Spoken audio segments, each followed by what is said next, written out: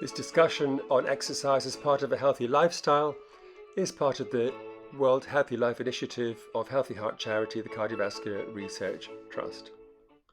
Today I'm talking to an expert in child health from the Netherlands about his interest in exercise and preventive medicine. At what age did you start running? That's a good question. I started running pretty late, I guess, in my maybe mid-40s or so. And what made you motivated to want to start running? At that stage, I think, I saw it as a challenge. There were junior doctors in my hospital who started running. And I said, well, I'm in a great condition, I can join you. And so straight ahead I went for a 10K run, obviously paying the price for it. But I finished. And then they said, well, we're going to do a marathon. So, I said, okay, I'll do a marathon with you.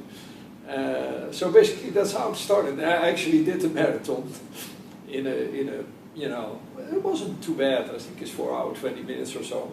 So that's what started me basically. And then, I kind of started to like it. So, but I had been doing sports all the time before that, obviously, but no running. Yeah. What other sports were you involved in? Oh, from young age on, tennis.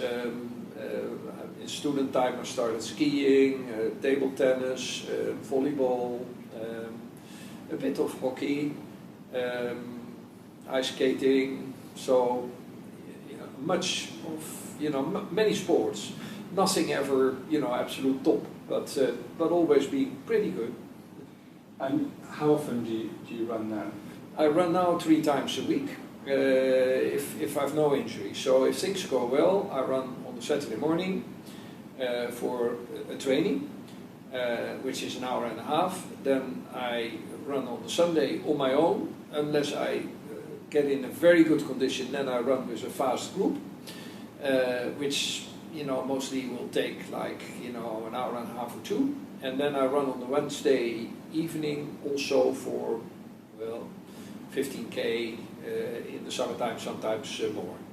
And you're an hour and a half at the weekend. How far distance are you running? Well, I'm running in the weekend. The one on Sunday will also be 15 kilometers or so. Yeah, I try to, if things go better and if there's no injury, I occasionally have problems with my Achilles heel tendon. But if I don't have that and I build it up, then it goes to 2 hours, whatever, 20K or a bit more. And how do you motivate yourself to go out every week? Well, I think part of the motivation is running with the group. That's a very strong motivation for me, and also the fact that it's a kind of a very diverse group. So you're out of a professional kind of environment. There are people who have no jobs. There are people who are nurses. There are people who are professors. There are any kind of people, which is fun, and it's fun to do it in a group. That's really motivating. At the same time, the other motivation is obviously to stay in condition, and realizing that if you want to become a bit older than I am now, then you need to practice in order to stay in shape, and so it is important for your health and for your the quality of your life later on also. And do you mind if I ask how old you are now? Pardon? Do you mind if I ask you how old you are now? Yes, I'm 69 now, so I'm nearing 70, which I don't want to think about too much. Are you still running marathons? I'm running half marathon. I decided not to do marathons. I did a half marathon in Egmond this year, which is a tough one. It's on the beach in January, always cold, bad conditions. But I decided not to do marathons anymore because I've seen too many friends who kind of ended their running career doing marathons. And so half marathon, next day you're fine. With a marathon, it'll take you a week to recover or maybe longer, and the chances for injuries are substantially higher, which I don't want to take. It's like I've always done. I want to be good and I'm pretty competitive, but I don't want to kind of push it to to the ultimate border. So I'm not inclined to go for a marathon or an ultra marathon or whatever. Do you aim to follow a particular kind of healthy heart diet? Yes, the problem obviously is getting older and your hormonal balance changing. You know, it's difficult to keep your weight in balance.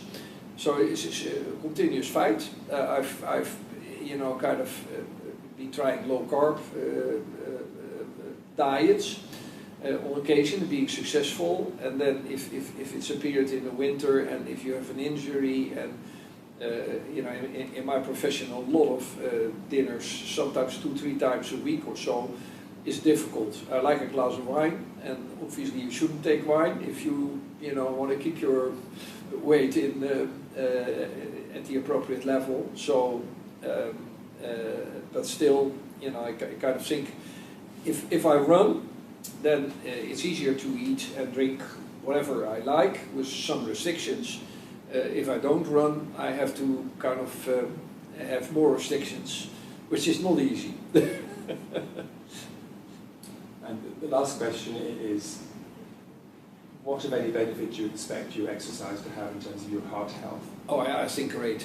I think my condition as it is now, if I compare it to people my age, is very, very good. I did a GR20, which is a long distance walking pass last year in Corsica, which is the toughest one in Europe, and it really was a challenge, and it was at the edge of what I could manage, I must admit, because it was, you know, going up and down and not straight up and very steep and some dangerous places also with risk to fall. But I finished, and so I'm in a very good condition, you know, compared to my study mates or other people my age. So, you know, I can still biking fast, I'm running fast, I'm doing most of the things faster than many people younger than I am. It gives a good feeling also, because you know that, you know, it kind of, you know, keeps you in shape once you get older. So if I can keep doing this until I'm 80, I have people around me also, that motivates also very much. I think running in a group and seeing people above you, and there are not many, who are 10 years older, and although they slow down a bit in their average speed, but they still run. And it's a good motivation also to continue. What is happening nationally in the Netherlands with regard to investment in preventive medicine?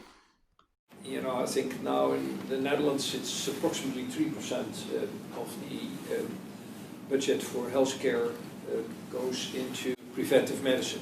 Any kind of approach, including vaccination, goes into curative medicine. And I've repeatedly said in the Netherlands also that